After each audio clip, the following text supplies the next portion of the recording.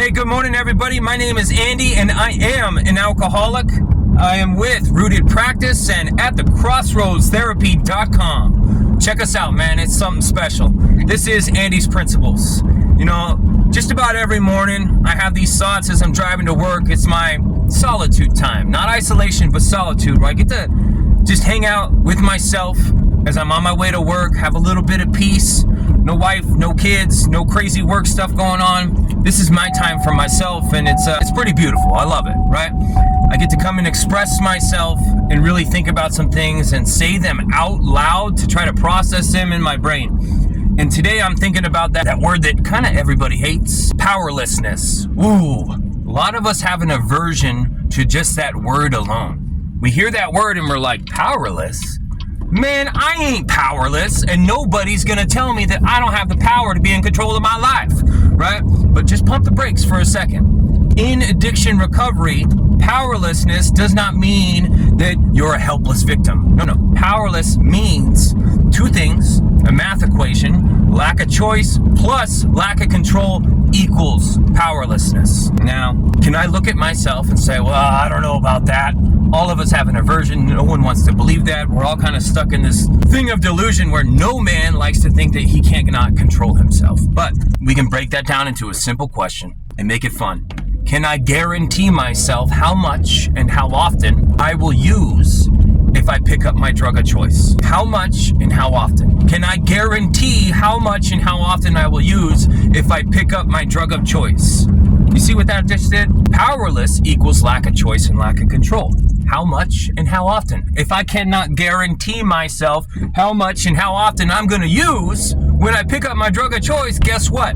I just met the criteria for powerless when spoken about in the context of addiction recovery. Now, hopefully that's mind-blowing to some people, where finally we can get over the aversion to the word of, I don't have the power, right?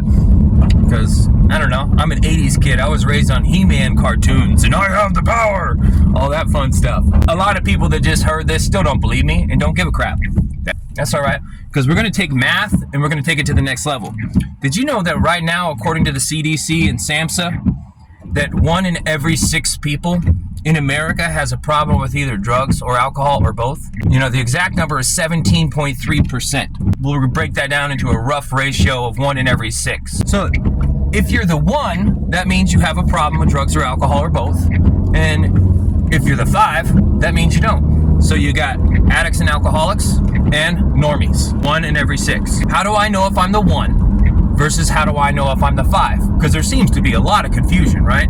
This whole thing of, I don't have a problem, I can control it, I can manage it, I just need to try harder next time, I need to apply self-will to my addiction, and that's gonna help me overcome. No, it ain't. We already tried that and we know it. We just don't want to admit it. Why?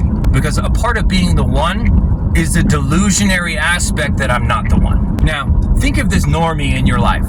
Think of the person that you know that does not have a problem with drugs and alcohol, that belongs in the classification of the 5. Guess what?